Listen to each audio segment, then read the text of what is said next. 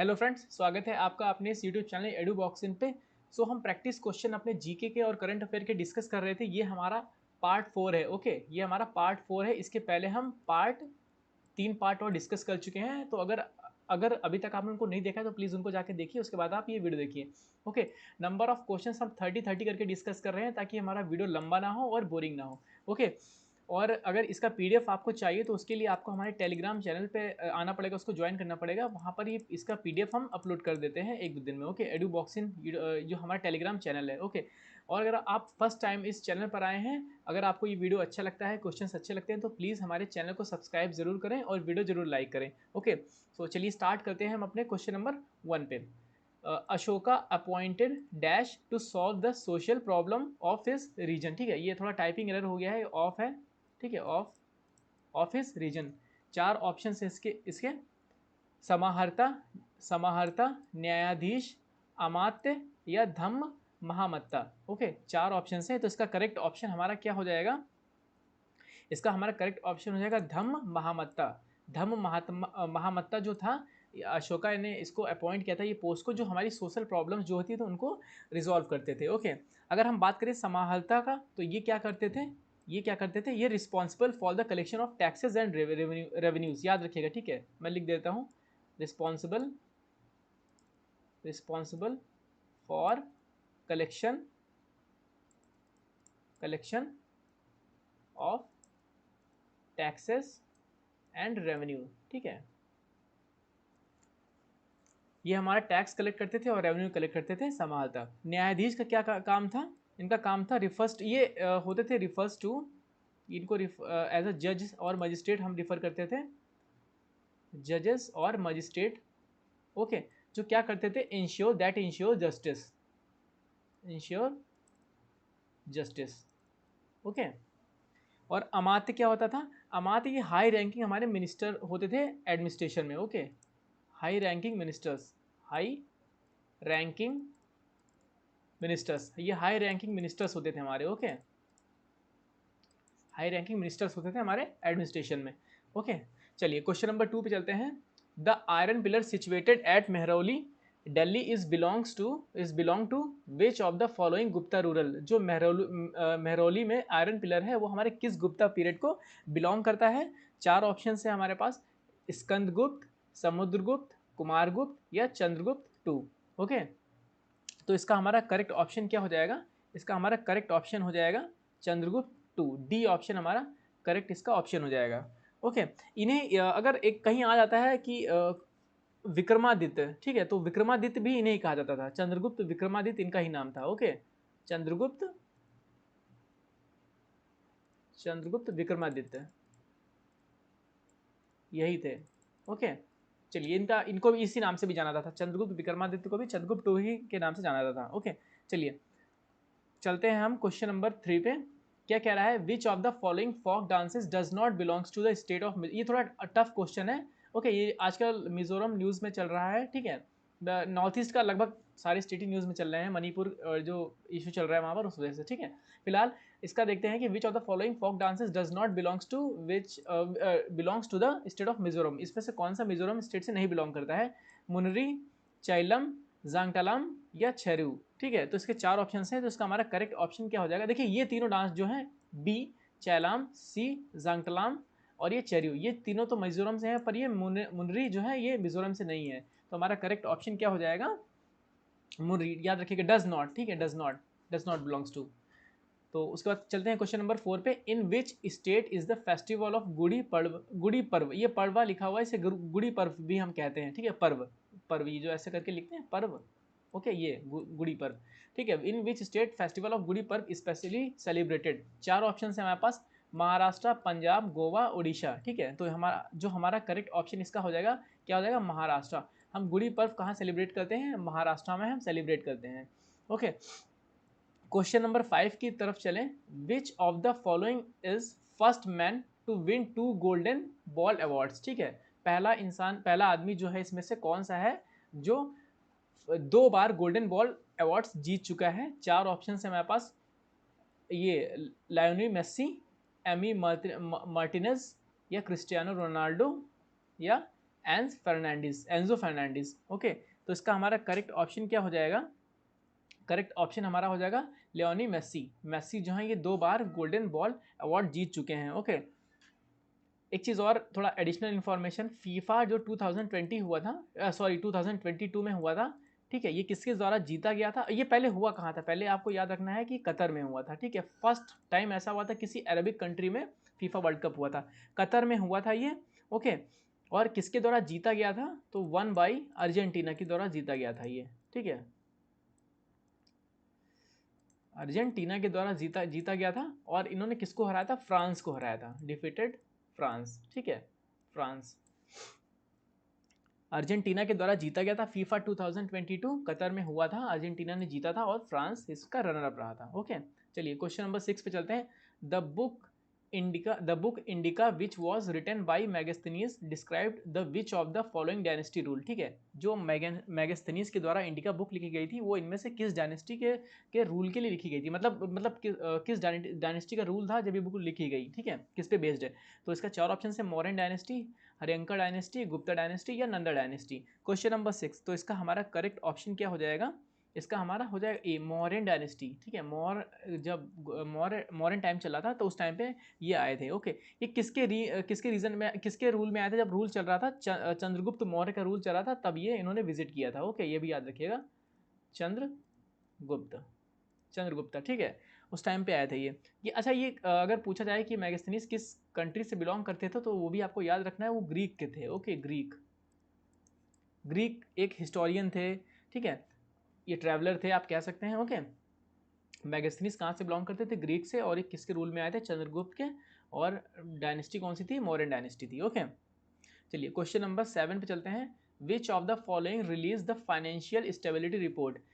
इसमें से ये इंपॉर्टेंट है, ठीक है। Question number 7, which of the following release the financial stability report, ठीक है, 4 ऑप्शन है इसके, आरबीआई, नीति आयोग, सेबी या नाबार्ड। ओके, तो क्वेश्चन नंबर 7 का हमारा करेक्ट ऑप्शन क्या हो जाएगा? आरबीआई। इसका आरबीआई हमारा करेक्ट ऑप्शन हो जाएगा, आरबीआई। अच्छा, आरबीआई का अगर फाउंडेशन ईयर पूछा जाए तो कहाँ, इसका हेडक्वार्टर सबसे पहले हम देखें, इसका हेडक्वार्टर आरबीआई कहाँ पर है? मुंबई में है। ओके, इसका हेडक्वार्टर मुंबई में है।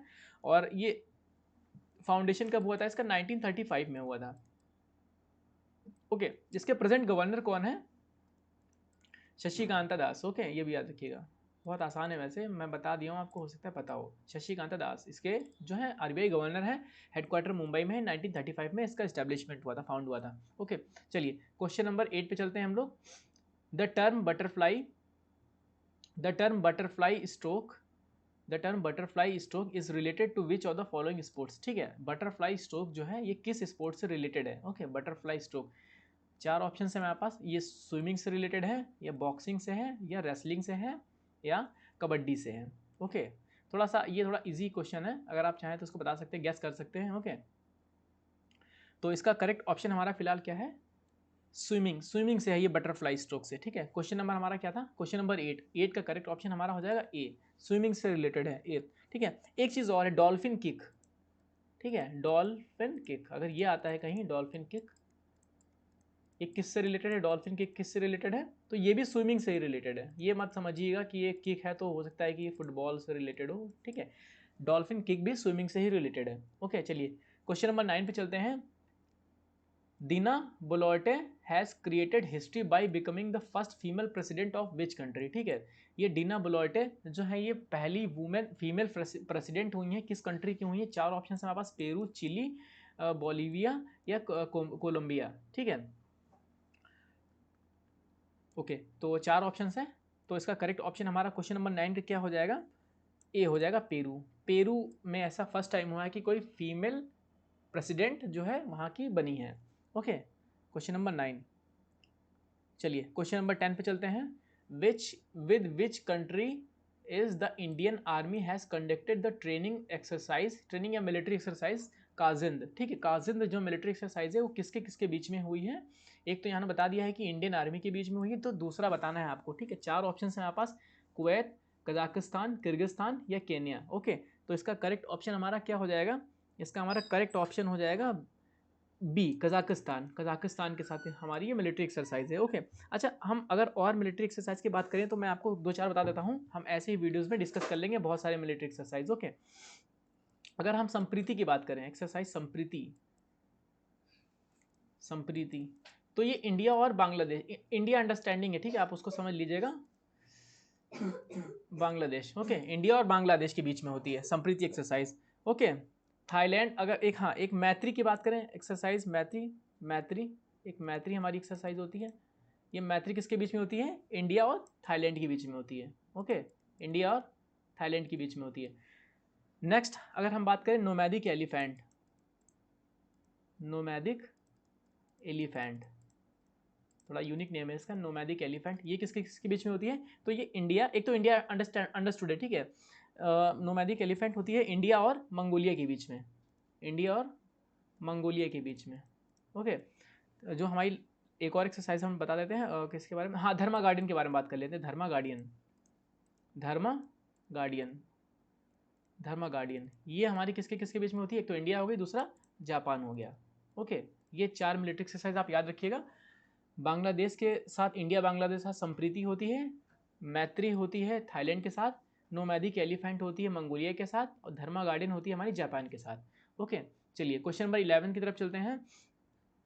Who is the author of the book Kerala God's own country, ठीक है, ये बुक किसके द्वारा लिखी गई है, 4 ऑप्शन है, शशि थरूर, जीत थैइल, या सुधा मूर्ति, या थकाजी शिव शंकरा पिल्लई, ठीक है, ये इसका नाम है, थोड़ा टिपिकल नेम है इसका, ओके। चलिए, तो इसका करेक्ट ऑप्शन हमारा क्या हो जाएगा, क्वेश्चन नंबर 11 का हमारा ऑप्शन हो जाएगा ए, शशि थरूर, शशि थरूर हमारा करेक्ट ऑप्शन हो जाएगा, ओके। हाँ, एक इनकी एडिशनल इन्फॉर्मेशन ये है कि इनको साहित्य अकादमी अवार्ड मिल चुका है, ओके, शशि थरूर को साहित्य अकेडमी अवार्ड इनको दिया गया है, मिल चुका है, कब मिल चुका है, 2019 में। किस बुक के लिए मिला था, अगर कहीं आता है किस बुक के लिए इनको मिला है, तो आपको याद रखना है, इंपॉर्टेंट है ये, an era of darkness, okay, इस बुक के लिए इनको मिला था साहित्य अकेडमी अवार्ड 2019 में, ओके। चलिए क्वेश्चन नंबर 12 पे चलते हैं। The Pashupati seal of Indus valley civilization was found in, एक पशुपति सील मिली है जो इंडस वैली सिविलाइजेशन को बिलोंग करती है, तो किस लोकेशन पे मिली है, 4 ऑप्शन है, हड़प्पा, लोथल, या मोहनजोदड़ो, या कालीबंगन, ठीक है, या कालीबंगा।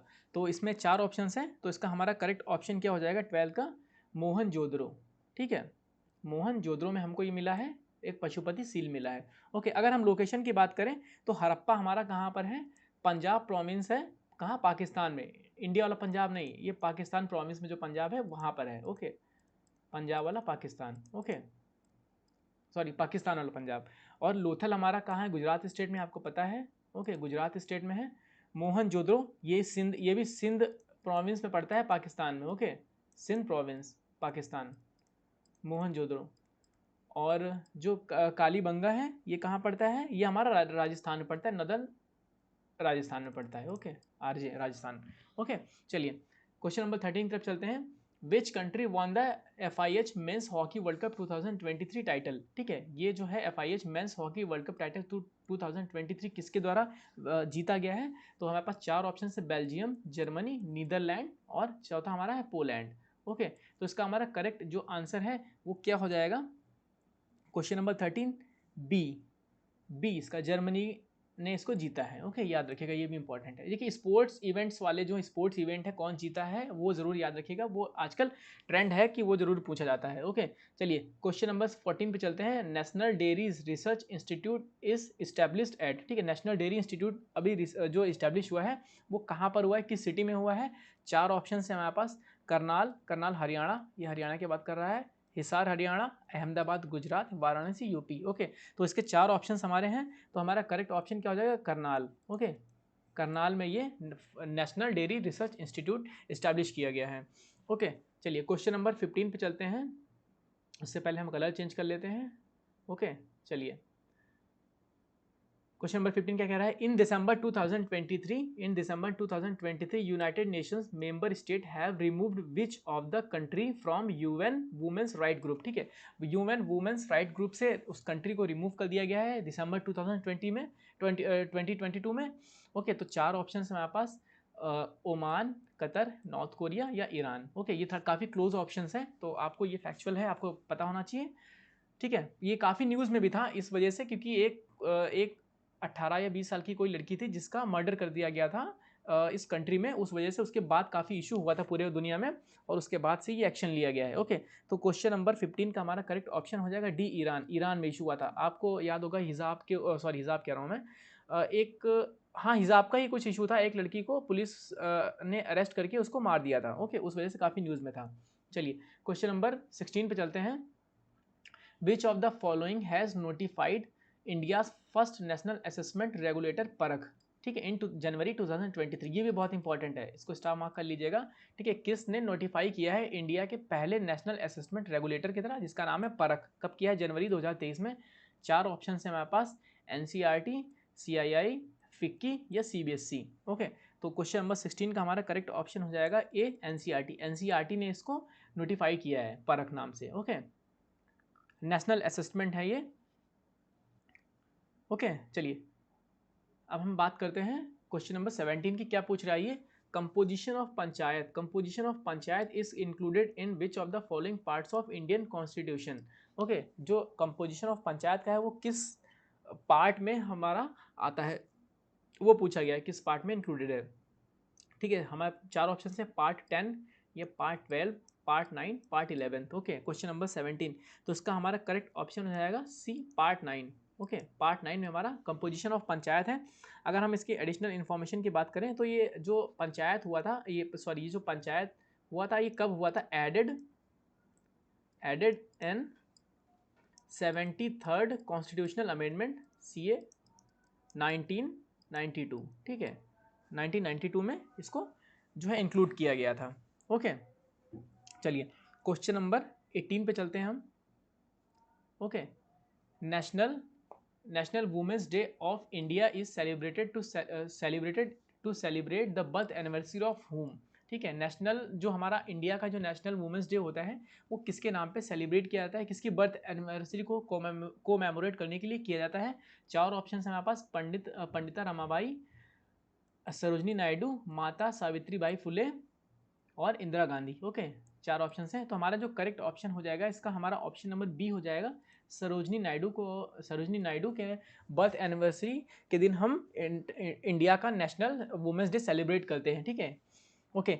अच्छा, ये माता सावित्री बाई फुले की हम बात करें तो ये हमारी फर्स्ट टीचर थी। ठीक है, और इन्होंने फर्स्ट स्कूल भी बनाया था वुमेन्स के लिए। ओके, ये भी याद रखिएगा, फर्स्ट टीचर थी ये, फर्स्ट टीचर थी और फर्स्ट टीचर थी और पहला स्कूल भी इनके द्वारा बनाया गया था, first school. Okay, FIRST, first school इनके द्वारा इस्टेब्लिश किया गया था। चलिए उसके बाद हम चलते हैं क्वेश्चन नंबर 19 की तरफ। Recently in news global land report is release by which of the following. ठीक है, वर्ल्ड बैंक, 4 ऑप्शन है हमारे पास, world bank, United Nation convention on combat desertification, UNEP, UNDP। Question number 19, तो इसका हमारा करेक्ट ऑप्शन क्या हो जाएगा 19 का? हमारा बी हो जाएगा, United Nation convention on combat desertification. Okay, चलिए क्वेश्चन नंबर 20 पे चलते हैं। Which of the following is not a sustainable development goal target to be achieved by 2030। Okay, तो हमारा क्वेश्चन नंबर 20, तो हमारे पास 4 ऑप्शन हैं, space research, quality education, gender gap equality या जीरो हंगर। ठीक है, तो हमारा जो करेक्ट ऑप्शन 20 का हो जाएगा ये क्या हो जाएगा? स्पेस रिसर्च, ये इसका करेक्ट ऑप्शन होगा। ये जो है SDG 2030 के लिए नहीं है। अच्छा, हम अगर SDG की बात करें तो मैं आपको जल्दी से बता देता हूँ कि ये किस किस SDG के बारे में हम बात करते हैं। टोटल हमारी ये देखिए, ये हमारा जो है टोटल हमारे 17 है SDG हैं हमारे पास। ओके, 17 SDG हैं हमारे पास, ये देखिए 17 ये है। ठीक है, जैसे सबसे पहले हम बात कर लेते हैं, सबसे पहले हमारा पॉवर्टी है, नो पॉवर्टी। फिर सेकंड है हमारा जीरो हंगर, थर्ड है हमारा good health and wellbeing, fourth है हमारा क्वालिटी इंडेक्स, फिफ्थ है हमारा जेंडर क्वालिटी, सिक्स्थ है हमारा clean water and sanitation, seventh है हमारा अफोर्डेबल एंड क्लीन एनर्जी, उसके बाद एट्थ है हमारा decent work and economic growth, उसके बाद नाइन्थ है हमारा industry innovation and infrastructure, tenth है हमारा रिड्यूस इनइक्वालिटीज़, 11th है हमारा सस्टेनेबल सिटीज़ एंड कम्युनिटीज़, उसके बाद 12th है हमारा रिस्पॉन्सिबल कंजप्शन एंड प्रोडक्शन, उसके बाद 13th है हमारा क्लाइमेट एक्शन, 14th है हमारा लाइफ बिलो वाटर, 15th है हमारा लाइफ ऑन लैंड, 16th है हमारा piece justice and strong institutions, या 17th है हमारा last partnership for the goals, ठीक है। ये है कि हमारा जो 17 है हमारा कि सब लोग मिल करके अभी ये सस्टेनेबल डेवलपमेंट गोल्स को हम अचीव करने की कोशिश करें। ओके, ये इसका स्क्रीनशॉट आप लोग ले लीजिएगा, ये आपको गूगल्स पे भी मिल जाएगा, इनको याद कर लीजिएगा। क्वेश्चन एग्जाम्स में क्या हो रहा है, पूछा जा रहा है डायरेक्ट कि हमारा जो एसडीजी है, एसडीजी जैसे पूछा गया कि 7th हमारा किस चीज़ से रिलेटेड है। अब उसमें 4 ऑप्शन दे देंगे, उसमें मान लीजिए नो पॉवर्टी दे दिया और ये अफोर्डेबल एंड क्लीन एनर्जी दे दिया, ये आपका करेक्ट ऑप्शन हो जाएगा। 2 और दे दिए, ठीक है। ऐसे कोई सा भी पूछ सकते हैं, तो आपको ये 17 के 17 पता होने चाहिए कि किस चीज़ से रिलेटेड है। ओके, चलिए हम अपने चलते हैं वापस से डिस्कशन पे। क्वेश्चन नंबर 21 पे, इन जनवरी 2023 विच of the following airport has nominated in January 2023 which of the following airports has been awarded with the best sustainable greenfield airport award? Okay, तो हमारे 4 ऑप्शन है। ऑप्शन ए है हमारा थिरुवनंतपुरम इंटरनेशनल एयरपोर्ट, बी है सरदार वल्लभ भाई Patel international airport, Goa Manohar international airport और लोकप्रिय Gopinath बोरोडोलई international airport. Okay, तो इसका जो करेक्ट ऑप्शन हमारा क्वेश्चन नंबर 21 का क्या हो जाएगा, ऑप्शन नंबर सी हो जाएगा, Goa Manohar international airport. Okay, question number 22 पे चलते हैं हम। Okay, who is the author of book titled braving a viral storm India's कोविड-19 वैक्सीन स्टोरी। ओके, इसका करेक्ट ऑप्शन क्या हो जाएगा, ऑप्शन नंबर 22 का 4 ऑप्शन है। देखिए ये ज्वाइंट कह सकते हैं, ज्वाइंटली ये जो है बुक लिखी गई है। ओके, आशीष चंद्रोकर एंड सूरज सुधीर या संजीव सन्याल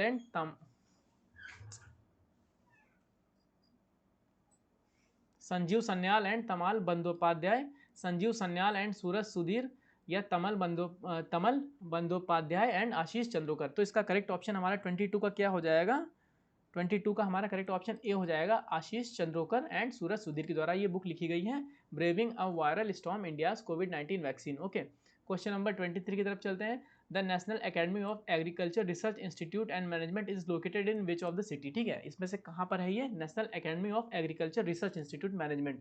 4 ऑप्शन हैं, new Delhi, Lucknow, Hyderabad, Patna. Question number 23। Okay, तो इसका करेक्ट ऑप्शन हमारा क्या हो जाएगा, हैदराबाद। हैदराबाद में लोकेट करता है हमारा national academy of agriculture research institute management. Okay, अच्छा पटना में एक बहुत इंपॉर्टेंट है, अगर मैं बात करूं तो नेशनल डॉल्फिन रिसर्च आपने सुना होगा।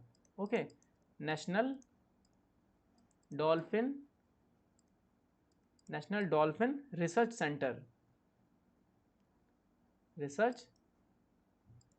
सेंटर हमारा पटना में लोकेशन है। ओके, इसके पटना में लोकेट करता है, याद रखिएगा। क्वेश्चन नंबर 24 की तरफ चलते हैं। Which article deals with the ordinance making power of governor, ठीक है। इसमें से कौन सा आर्टिकल है जो हमारा गवर्नर के ऑर्डिनेंस मेकिंग पावर को डील करता है। तो 4 ऑप्शन है, article 200, article 213, article 161, article 167। Question number 24। Okay, तो हमारा जो है इसका करेक्ट ऑप्शन क्या हो जाएगा, ऑप्शन नंबर बी, आर्टिकल 213 हमारा ऑर्डिनेंस मेकिंग पावर जो गवर्नमेंट को है उससे डील करता है, गवर्नर की, ठीक है। Article 213 deals with the ordinance making power of governor. Okay, article अब 200 की बात करें तो ये किससे डील करता है, ये deal with ascent of governor. Okay, deal with ascent of governor कि कौन सा बिल जो है गवर्नर को होल्ड करना है, पास करना है या उसको एसेंट देना है अपना। Okay, article 200। उसके बाद आर्टिकल 161 की बात करें तो ये हमारा पार्डनिंग पावर ऑफ गवर्नर से रिलेटेड है, डील्स विद पार्डनिंग पावर, ठीक है, पार्डनिंग पावर ऑफ गवर्नर, ये भी याद रखिएगा, इंपॉर्टेंट है 161, ठीक है। और 167 किससे रिलेटेड है, 167 duty of chief minister of state, ठीक है। ये क्या डील करता है, ड्यूटी ऑफ चीफ मिनिस्टर, ठीक है, जो भी हमारा स्टेट का होता है उनके लिए। चलिए क्वेश्चन नंबर 25 चलते हैं। In COVAX, the world first intranasal vaccine has received approval for COVID booster doses from a drug controller general of India, ठीक है। ये एक वैक्सीन है जो इंटरनेशनल वैक्सीन देनी है covid as a covid booster, तो इसको हमारा अप्रूवल मिल गया है drug controller general of India की तरफ से। तो पूछा जा रहा है कि this vaccine is developed by Bharat Biotech, ये भारत बायोटेक के द्वारा डेवलप करी गई है, किसके द्वारा, पार्टनरशिप में मिल करके, कौन इसका पार्टनर रहा है। तो 4 ऑप्शन है हमारे पास, वॉशिंगटन यूनिवर्सिटी, स्टैनफोर्ड यूनिवर्सिटी या यूनिवर्सिटी ऑफ कैम्ब्रिज या ऑक्सफोर्ड यूनिवर्सिटी। ओके सॉरी, तो इसका करेक्ट ऑप्शन हमारा क्या हो जाएगा, ऑप्शन नंबर ए हो जाएगा हमारा, वॉशिंगटन यूनिवर्सिटी जो है इसके द्वारा, इसके साथ मिलकर के हमारे भारत बायोटेक ने इसको डेवलप किया है। ये फर्स्ट वैक्सीन है, वर्ल्ड फर्स्ट इंटरनेशनल वैक्सीन है, ठीक है, ये याद रखिएगा, ये बहुत इंपॉर्टेंट क्वेश्चन है। ओके, ये किसी भी एग्जाम में पूछा जा सकता है, स्टार मार्क कर लीजिएगा इसको। चलिए क्वेश्चन नंबर 26 की तरफ चलते हैं। Under the constitution of India, under the constitution of India, under the constitution of India which one of the following is not a fundamental duty, ठीक है, फंडामेंटल ड्यूटी इसमें से कौन सी नहीं है, ये पूछा गया है।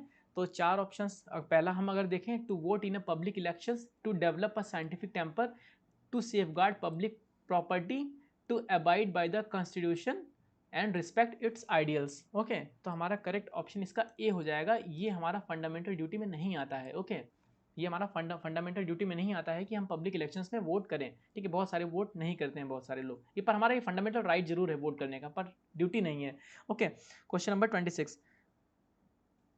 ओके, देखिए फंडामेंटल ड्यूटी जो है अगर पूछा जाए कि किसके द्वारा रिकमेंडेशन किया के हुआ था, तो आपको याद रखना है जो स्वर्ण सिंह कमेटी थी, एक स्वर्ण सिंह कमेटी, ओके, स्वर्ण सिंह कमेटी के द्वारा रिकमेंडेशन दिया गया था। उसके बाद हमारा 42 सेकेंड कॉन्स्टिट्यूशनल अमेंडमेंट जो हुआ था 1976 में, उसमें हमारा फंडामेंटल ड्यूटी ऐड किया था, बहुत इंपॉर्टेंट फैक्ट है, इसको जरूर याद रखिएगा। ओके, स्वर्ण सिंह कमेटी के द्वारा इसको रिकमेंड किया गया था, और 42 जो 42वां संविधान संशोधन हुआ था 1976 में, उसमें इसको ऐड किया गया था, 11 हमारी ड्यूटीज ऐड करी गई थी इसमें। ओके, चलिए क्वेश्चन नंबर 27 की तरफ चलते हैं। क्या पूछ रहा है, the inter state council, the inter state council was setup in 1990 in recommendation of, ठीक है, ये पूछा गया कि इंटर स्टेट काउंसिल काउंसिल जो है वो रिकमेंडेशन किसके रिकमेंडेशन पे 1990 में सेटअप किया गया था। चार ऑप्शन है, Punchhi commission, Sarkaria commission, Sarkaria commission, Rajamannar commission, या Mungeri Lal commission. Okay, Mungeri Lal commission, तो इसका जो करेक्ट ऑप्शन 27 है, इसका हमारा क्या हो जाएगा, सरकारिया कमीशन। सरकारिया कमीशन की रिकमेंडेशन पे हमारा इस इंटर स्टेट काउंसिल जो है इस्टेब्लिश हुआ था वो, ठीक है, ये सेटअप किया गया था। पुंची कमीशन की बात करें तो ये सेंटर स्टेट रिलेशन की बात करता है, राजा मन्नार भी सेंटर स्टेट रिलेशन की बात करता है, और मुंगेरी लाल भी सेंटर स्टेट रिलेशन की बात करता है। ओके, चलिए क्वेश्चन नंबर 28 की तरफ चलते हैं। Who is the only Indian sports person to feature in the top 25 Forbes annual list of the world highest paid female? Okay, female sports person की बात कर रहा है ये, जो फोर्ब्स की टॉप 25 में आई हैं, जो हाईएस्ट पेड हैं। चार ऑप्शंस हैं, पीवी सिंधु, साइना नेहवाल, मैरी कॉम, या मीराबाई चानू। ओके, तो इसका करेक्ट ऑप्शन हमारा क्या हो जाएगा, ए हो जाएगा, PV Sandhu. Okay, PV Sandhu इसका करेक्ट ऑप्शन हो जाएगा। क्वेश्चन नंबर हमारा ये सेकंड लास्ट हमारा क्वेश्चन है 29। ये क्या कह रहा है, विच गुप्ता रूलर है set up the Nalanda university, Nalanda, किस गुप्ता रूलर ने नालंदा यूनिवर्सिटी को जो सेटअप किया था, उसका नाम पूछा गया है। समुद्रगुप्त, चंद्रगुप्त वन, कुमारगुप्त वन, या स्कंदगुप्त। क्वेश्चन नंबर 29, तो इसका हमारा करेक्ट ऑप्शन क्या हो जाएगा, कुमारगुप्त वन, कुमारगुप्त वन, इन्होंने नालंदा यूनिवर्सिटी को सेटअप किया था। अच्छा, एक चीज़ और याद रखिएगा, नालंदा जो है वो यूनेस्को वर्ल्ड हेरिटेज साइट है, यूनेस्को वर्ल्ड हेरिटेज साइट है, याद याद रखिएगा, ठीक है। नालंदा यूनिवर्सिटी की बात कर रहा हूँ मैं। Okay, Nalanda university. ओके, चलिए उसके बाद हम चलते हैं लास्ट क्वेश्चन पे। हाँ, ये थोड़ा सा साइंस का है question. Twinkling of stars is due to, जो तारे रात में हमारे बादल में टिमटिमाते हैं, तो वो किस वजह से आते हैं, वो किस वजह से टिमटिमाते हैं। चार ऑप्शन है, atmospheric reflection of star light, या एटमॉस्फेरिक रिफ्रैक्शन ऑफ सनलाइट, या continuous change in the position of star, या oscillation of star light. Okay, question number 30, तो इसका हमारा करेक्ट ऑप्शन क्या हो जाएगा, एटमॉस्फेरिक रिफ्रैक्शन ऑफ सनलाइट। देखिए स्टार जो है, स्टार सनलाइट का जो रिफ्रैक्शन होता है, सनलाइट से जो लाइट आती है, उसकी वजह से वो रात में हमें टिमटिमाते हुए दिखाई पड़ते हैं। ओके, हम जब स्टार बनाते हैं तो ऐसा बनाते हैं, ऐसा करके स्टार बनाते हैं। ओके, क्योंकि वो टिमटिमाता है तो ऐसे ऐसे रेज निकलती हैं तो हमको दिखती है, तो हम ऐसे सिंपल बनाते हैं। ये किस वजह से होता है? एटमॉस्फेरिक रिफ्रैक्शन होता है सनलाइट का, उस वजह से हमको टिमटिमाते हुए दिखाई देते हैं। ओके, चलिए वीडियो एंड करते हैं। अगर आपको ये वीडियो अच्छी लगी हो तो प्लीज़ चैनल को सब्सक्राइब जरूर करें और वीडियो को लाइक करें।